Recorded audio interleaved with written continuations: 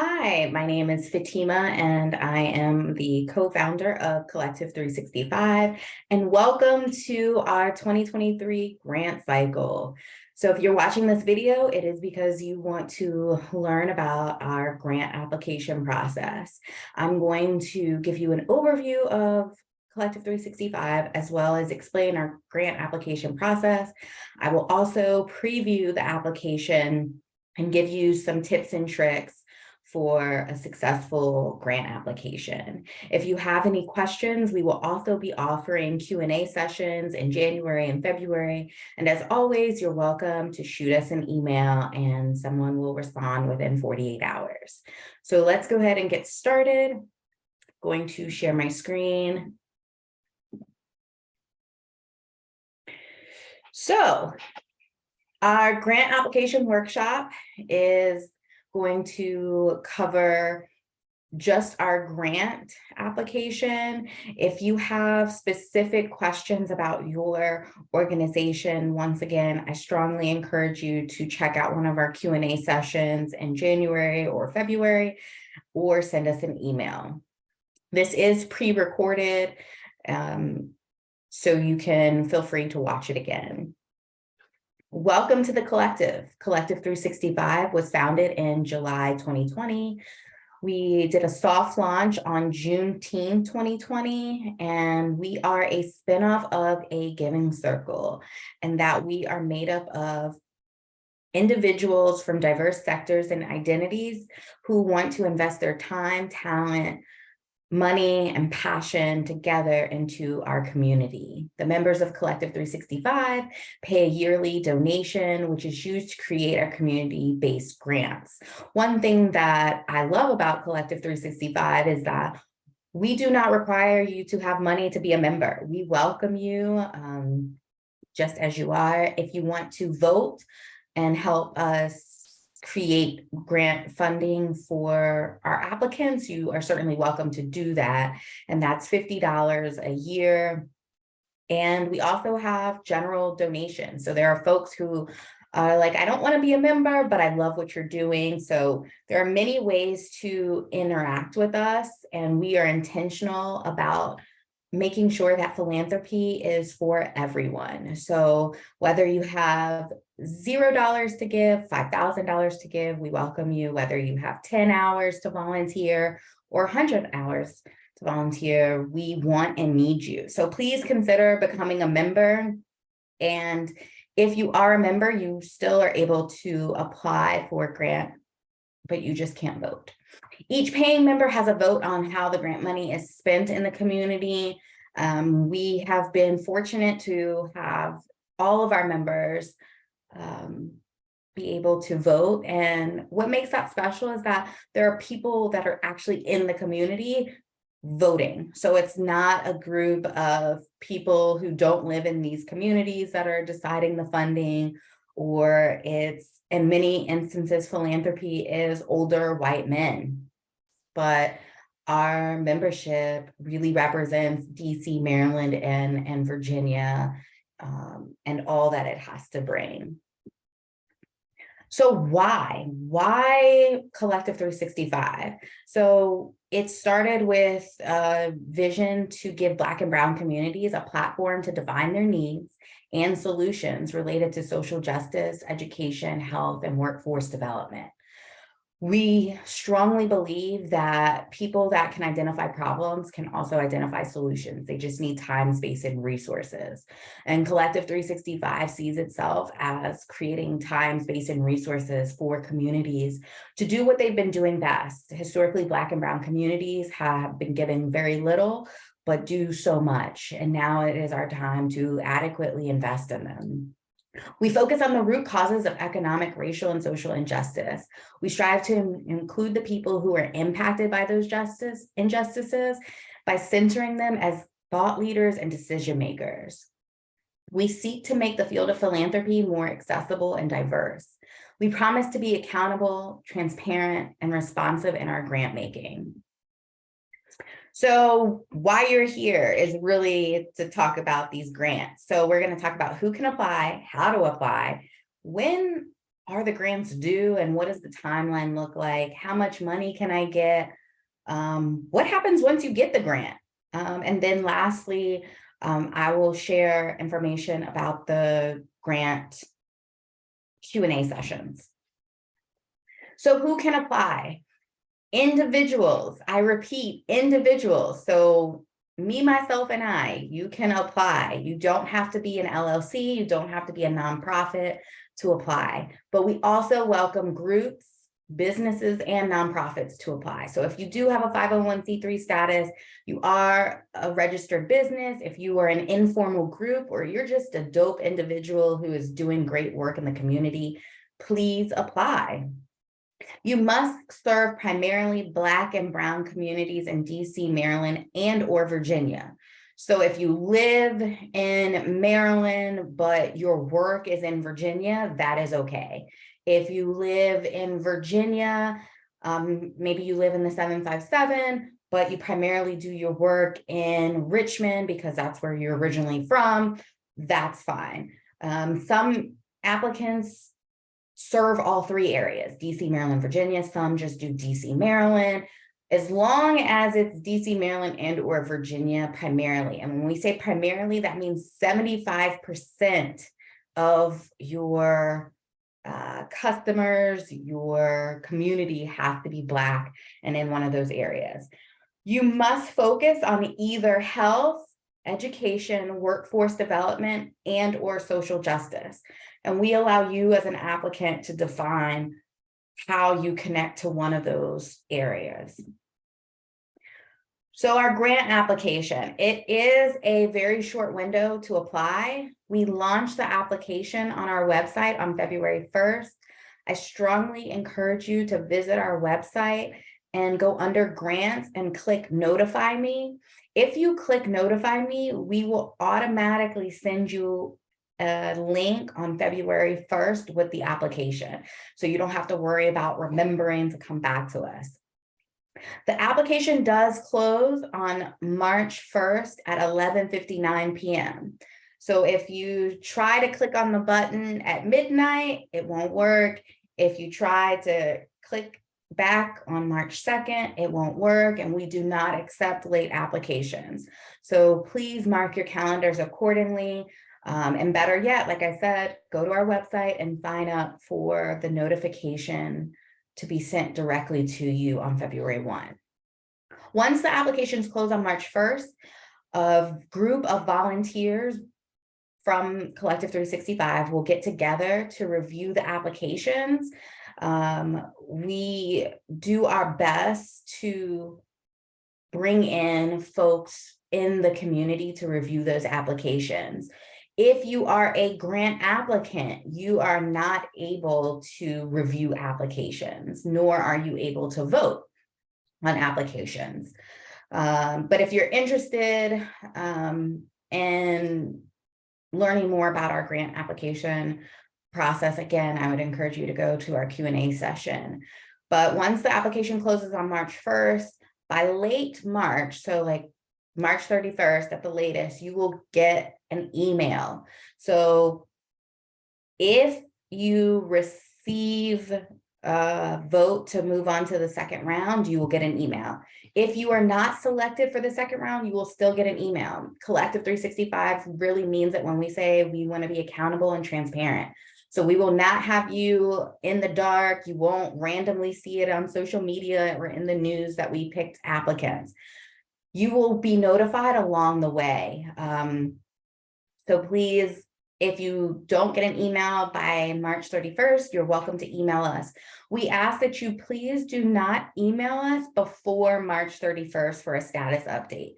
We cannot provide updates prior to March 31st. We want to make sure that we have adequate time to review all of the applications. Around mid-May is when we will conduct our second round or semi-finalist interviews.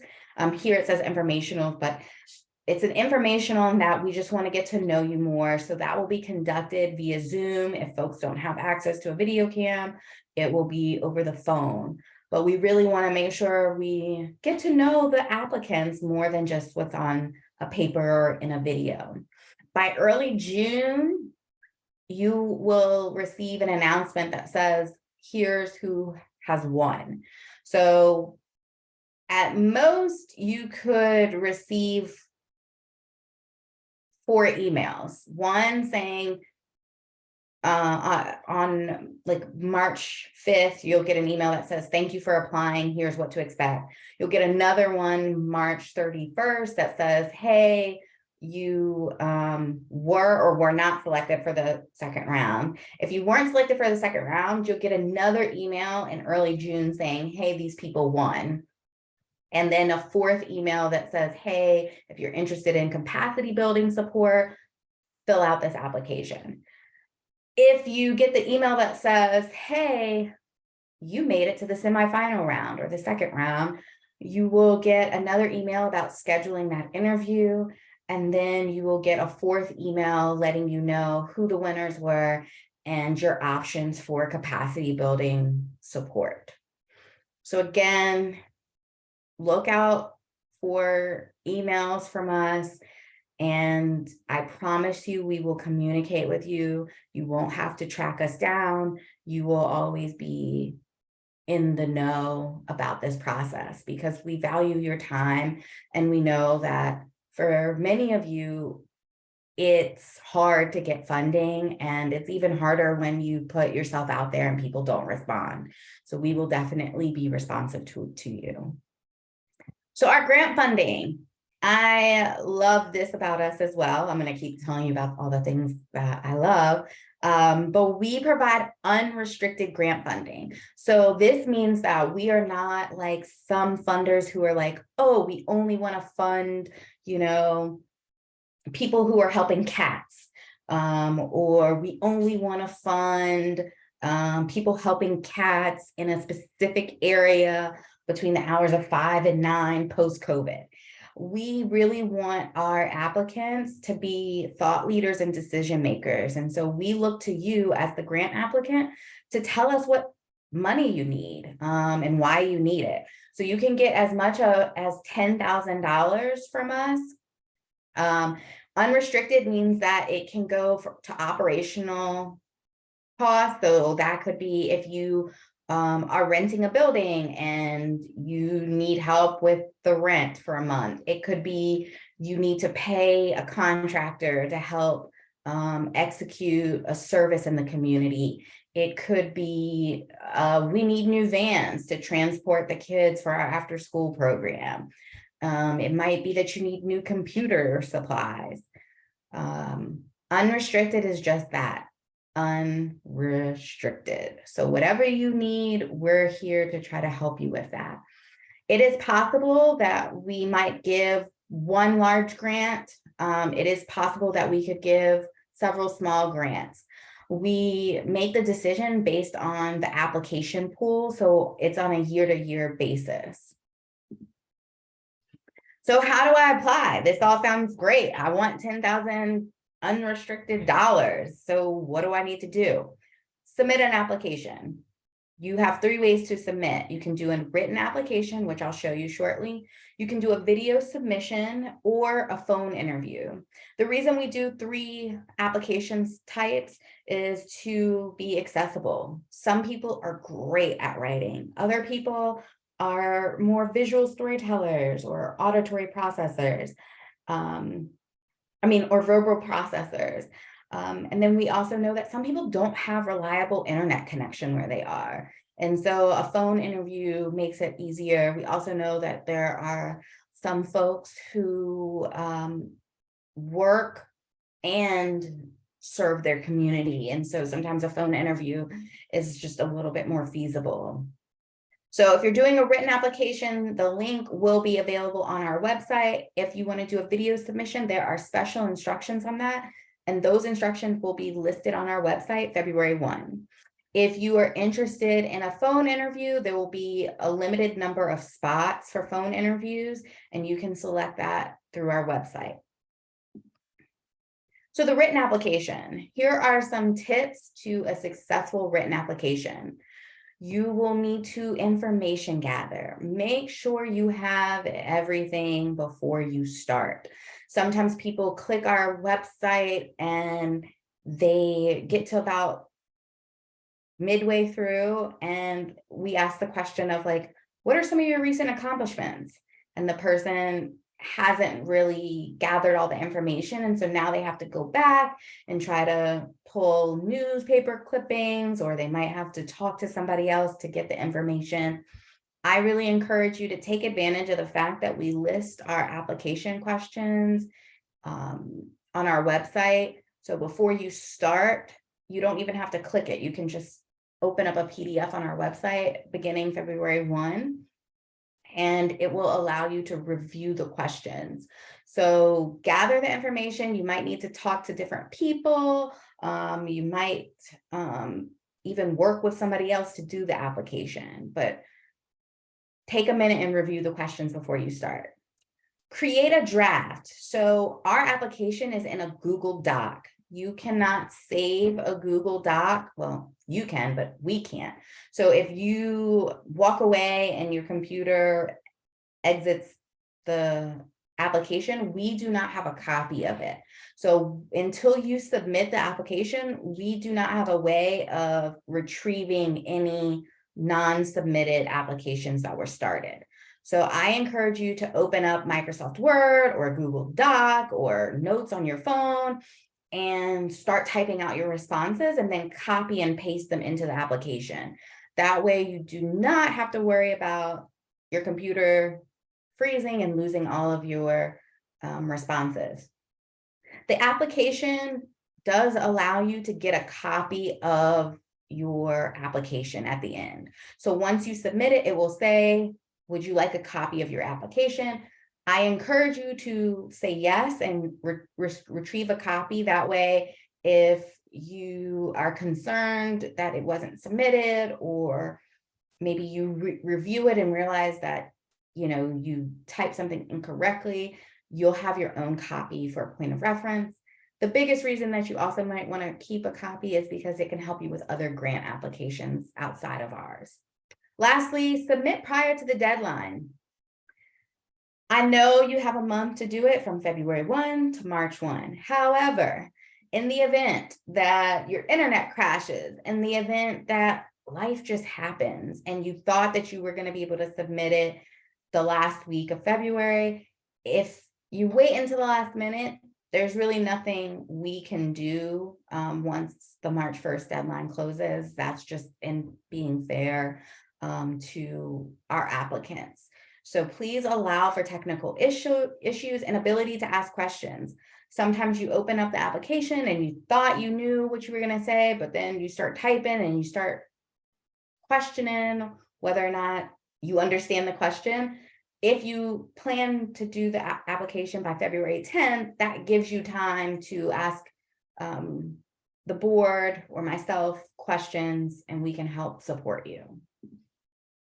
If you are doing a video application, this is to the folks that are creative or folks that just like storytelling from a verbal standpoint.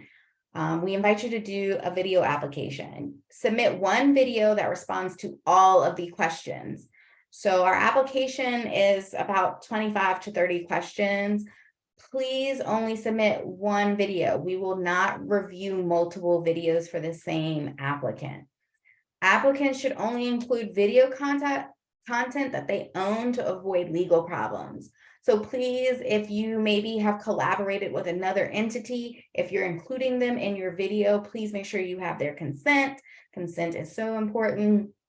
Also, with your video submissions, we will be asking you to have them in YouTube format. So you can upload them to YouTube and you can unlist them, which means that no one will see them aside from us. But it must be in the form of a YouTube video. So you can record it using any other software you want, but you do have to convert it into a YouTube video for us.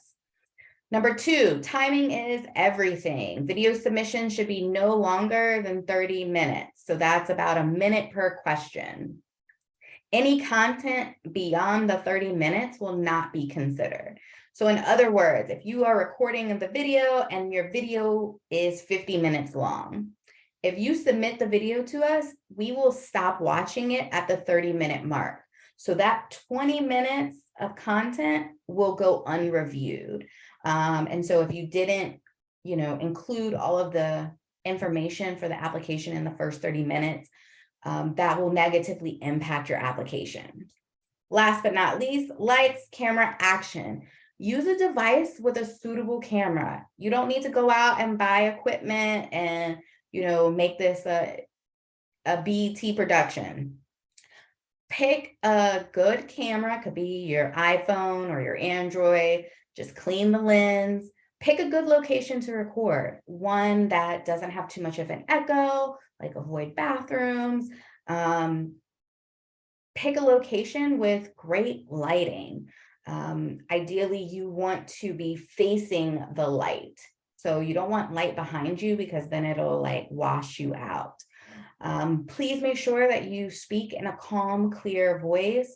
And most importantly, be yourself. We want to hear from you. We don't want a stiff robot.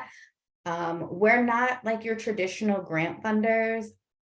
We know that you're people and we want to see your humanity. We think it's beautiful. So come as your authentic self. You don't need to go buy out an outfit to impress us. We just want to know the work that you're doing and the ways that we can support you. For those of you doing a phone interview, here are some tips. Schedule a date and time. The grants committee will have select dates and times available for applicants to conduct a 30-minute interview. So again, about a minute per question. I want to emphasize that phone interviews are limited. So if that is something that you're interested in, I encourage you to make sure that you are signing up as soon as possible. Don't delay. Number 2, prep before the call. So consider writing some notes about your proposal to help you tell your story in a clear, concise way. Again, the questions will be available on our website February 1 in a PDF form.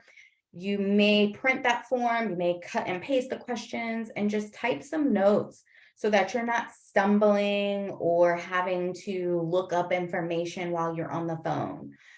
Again, we do have to cut the phone call off at 30 minutes. So if you don't answer all the questions, that will negatively impact the committee's ability to review your application. Think short and sweet when you're doing a phone interview because you have limited time. Location matters. Find a location that has minimal background noise. Sometimes we've had people do the phone interviews and I don't know where they are, but it's like hella noisy. We hear people screaming. It sounds like lawnmowers are going. It can be very difficult for us to be able to hear your responses when there's a lot of background noise. We encourage you to utilize headphones because it streamlines what you're hearing and what we're hearing. Mute notifications on your phone if you're using a cell phone. So that we're not hearing the vibration, we're not hearing the dinging because you just got a new tweet. Sit in a comfortable environment. I know this sounds like, what difference does it make? But when you are comfortably sitting with your feet planted, your shoulders relaxed, and you're smiling, that sounds very different than when you're laying down and trying to talk like this. So just think about your positioning and your environment. And once again, be yourself. So the components of the application, we're going to be collecting your contact information. We do our best not to ask you questions that are unnecessary because ain't nobody got time for that. We are going to ask you an overview of your initiative or organization. So if you're applying as an individual who's doing work in the community, you will not answer some of the questions because you're not an organization, and vice versa. If you're an organization, some of the individual questions will not apply to you. We are going to be asking you to tell us about the community that you serve. So if you're telling us that you want to do something, maybe you haven't done this yet because you don't have the money, that is okay. But we do expect you to know the community. So it's okay if the idea is new and you've never done it before. But if you're saying that you're going to help Black women in Ward 7 in DC, we're expecting you to be able to articulate what are the experiences of those women in that area. If you're an organization, we're gonna want to know your organizational demographics. We want to know what your project is, so be prepared to explain it. While short and sweet is great, we don't want you to be so short that we don't know what you're talking about. And I'll explain more of that later. We also want to hear what the impact is. Like, what do you anticipate the impact being? Or maybe it's a program that you've been doing for a while. Tell us about the impact that it's had in the previous years and what you want to do moving forward. And then which areas of focus are you addressing? So I'm going to stop my screen share and I'm going to pull up the application now. Share screen again. So the application, when you see it, will look like this. It's a Google form, and up at the top, it says that the application is due March 1st. Here is our email address if you have questions for us. You're going to type in your email address at the top. And this will be where you can get a copy of the application. But you may be filling out the form on behalf of an organization or on behalf of a friend or a family member. So you want to make sure you put their information down here if it's different. So it's possible that it might be 2 different emails or the same email. The first question, does your proposal primarily serve Black and Brown individuals or communities in DC, Maryland, and Virginia? The answer must be yes in order for you to continue filling out this form. If you're applying as an organization, put the organization's name here. If you're applying as an individual, you would put your name. If you are applying, say you're applying as me, Fatima, but maybe you are applying on my behalf. You're maybe my assistant. For contact name, you would put who is the point of contact for this application. So that could be different than like the organization or the individual's email. So for example, if I'm applying as Collective 365, I'm going to write Collective 365 here, but the contact name might be our board president, Allison. It's not going to be my information, even though I'm the one filling out the form. If you're an individual, say it's Fatima M. Smith, I'm doing something in the community, I would put my name here, contact name. Maybe my best friend is filling out this form for me and is the person that handles all of my grant stuff. She would put her name here and her contact information here because she's the point of contact for this grant. Or it could be both me being the individual and the contact person. So I just wanted to clarify because I know sometimes people are like, why are you asking for my name twice? If you don't have a working phone number, you can just put NA, but you must have an email address because we communicate via email. Website, if you have one, share it. Instagram, same thing, and Facebook, if you have them, share them. And here are examples of the format. What area does your proposal target? So we want to know, are you in Virginia, Maryland, DC? Where are you? And then we want to know, how much funding are you requesting? It's a max of 10,000. Sometimes people are very specific. I've had people write things like this. They're like, I know exactly that I need $5,125.20. Other people write 10,000. Some people write more even numbers like 7,000, 8,000. Whatever number that you put here, folks, please be able to justify it. So in other words, yes, the maximum is 10,000, but we want to know that you have a plan for the $10,000. So if you are doing an after-school program in your basement, let's just give an example, and you need $5,000 in supplies. You've like calculated that that's the amount of supplies that you will need for the entire school year. If in this section you put $10,000, but then later your budget only totals $5,000, that will make us have questions about what you're doing with the other $5,000. So if you're going to ask for 10, cool. Just be able to explain what you're doing with all of the $10,000. Same thing, if you're asking for $5,125, explain to us how you got to $5,125. How are you applying? Are you applying as an individual, group, nonprofit, or a business? And then if you're applying as an individual, please answer the following. Are you of Hispanic, Latino, or Spanish origin?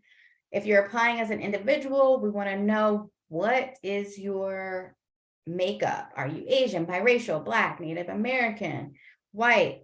If you're not applying as an individual, you just hit, I am not applying as an individual. Here, if you're applying as an organization, group, nonprofit, or business, we want to know how many of your staff are Black, Indigenous, or people of color. If you're not applying as an organization, just put, this does not apply to me. If you're applying as an organization or a group and you have a board, we want to know what your board makeup is, so please answer accordingly. You can also put, does not apply if you don't have a board or you're applying as an individual. What is your program or project name? So if you're applying as an individual, maybe it's like to provide back to school supplies in Highland Park. You can just put back to school supplies, Highland Park. Some of you might have creative names like back to school in style, or it might be say yes to the dress. I don't know. You're just, whatever your program project name is, put it there. We want an organizational statement. Tell us about your organization or initiative. In your response, include the following. What do you do?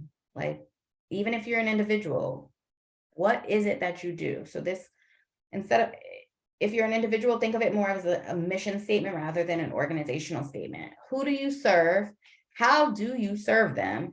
And you can include any data or context about the community you serve. For example, you might know that, 1 in 4 people in the community you serve is receiving government assistance. And so your reason for providing the service is to help offset financial burden, maybe.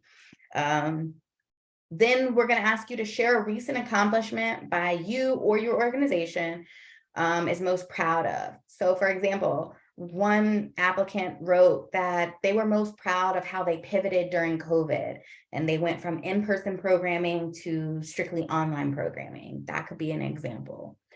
If you are new, say you haven't done this idea yet, you can put NA or just say like, I haven't started the program yet, but you can include your own accomplishments, maybe different ways that you've served the community. Next question, if awarded a grant, how will the funds be used? Please include specific amounts such as $500 is for A, B, and C, 500 is needed for D. So again, this is kind of like an itemized budget.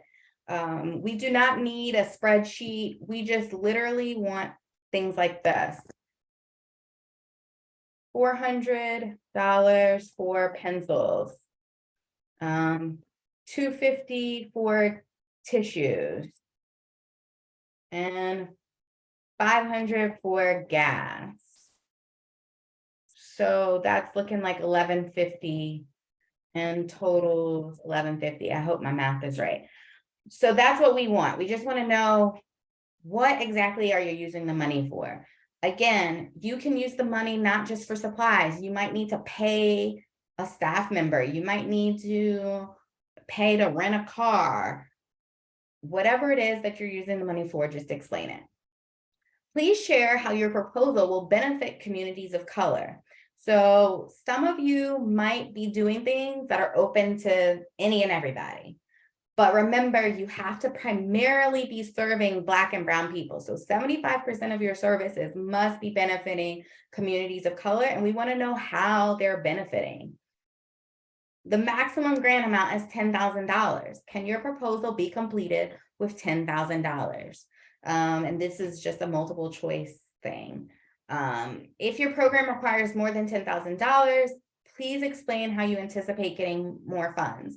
Some people say, oh, we're going to do a car wash. Other people are like, we have a matching donor. So if we get your grant, there's somebody out in the community who's willing to match it. Other people write things like, I don't have a plan. Like some people genuinely are like, I'm just asking people for money. I don't know if we're going to make our goal, and that's okay. You do not have to lie to kick it with us. If you don't have a plan, we understand. We're just trying to get an idea of kind of where the gaps are in the community. If you have a budget, you can upload it, but you do not have to. Lastly, please identify your top 3 areas of capacity building should we be able to support you.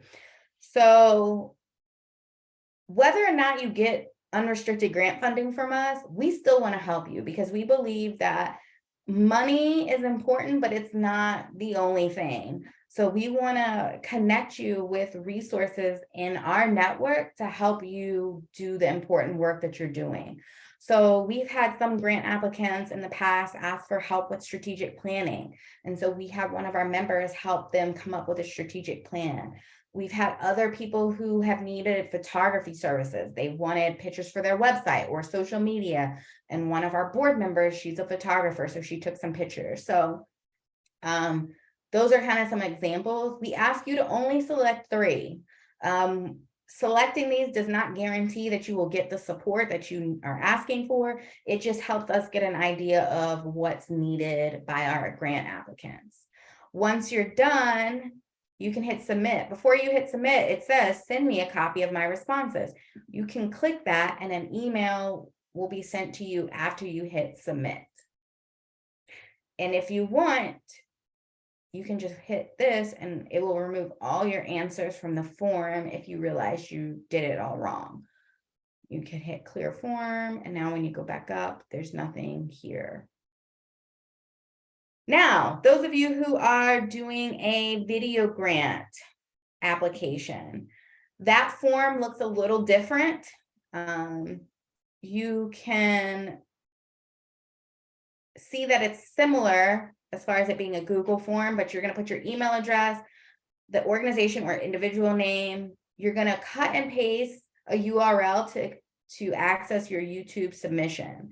We're not accepting Dropbox. We're not accepting Google Drive. It must be YouTube. Put the contact name for the application, an email, and a phone number. And then here is instructions. Oh, I must have deleted these instructions. I'll have to fix that. This is why we do a review.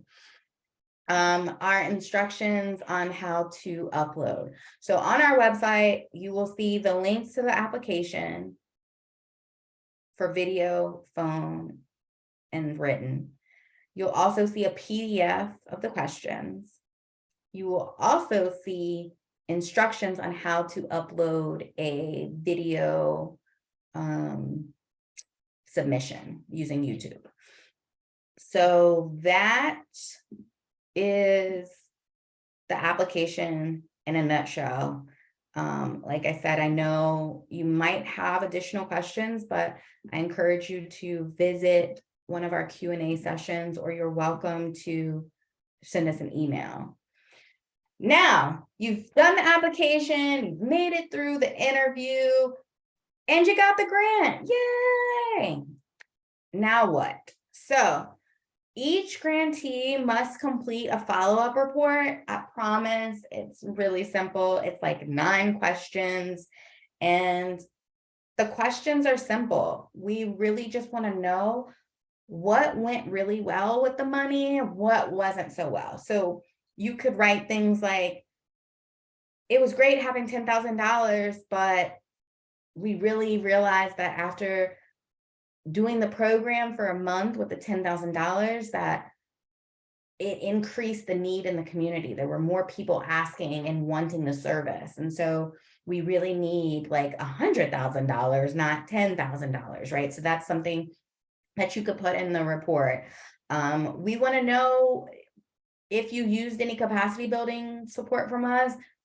Did you like it? Did you not? We want to also know if you have any suggestions for other people who are maybe trying to do similar things to you.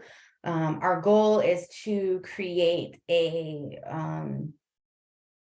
report to share out to other applicants who are maybe interested in doing similar work. So kind of like a tips and tricks from people in the community doing the work. So again, it's a breakdown of how the grant fund was allocated, assessment of whether the project achieved its goals. You are not penalized if your project doesn't complete its goals. So for example, if you wrote in your application, I want to feed 500 people, and you were only able to feed 200, we're not going to ask for the money back. We do expect that you make a good faith effort to use the money in the ways that you said you were going to use it. And if there was a gross negligence of the use of funds, we will ask for funds back. But we trust that people are going to do the right thing. And we just want to know what it is that you're doing and ways to elevate your work. And then lastly, how did the grant help the community? So maybe you thought that the goal was just to feed people, right? But maybe you realize it also resulted in people going to the doctor more. So sometimes there's unintended consequences of your work, and we would love to hear that. You have to do this 1 year after you get the grant. So if you get the check on on June 1st, the report is due June 1st of the following year. So this year, it would be June 1st, 2024. I already talked about capacity building, but these are the ways that members of the collective can support our grant applicants. Last but not least, if you've got questions, please join us for our info sessions. There are 2 in January and 2 in February. The February one is February 6th and 7th, and the January one is January 17th, and I can't remember the first session, but it will be in our newsletter, on our social media, and our website. So again, I encourage you to ask questions. There's no such thing as a stupid question. We want to see you do well in your application. So if we can be of support, please don't hesitate to let us know. And best of luck on your grant writing. Thank you, thank you, thank you.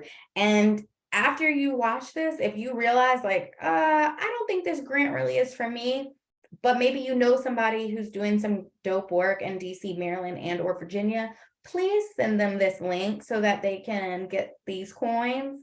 Again, thank you for all that you're doing in the community. We are excited to read your applications and celebrate and invest in you.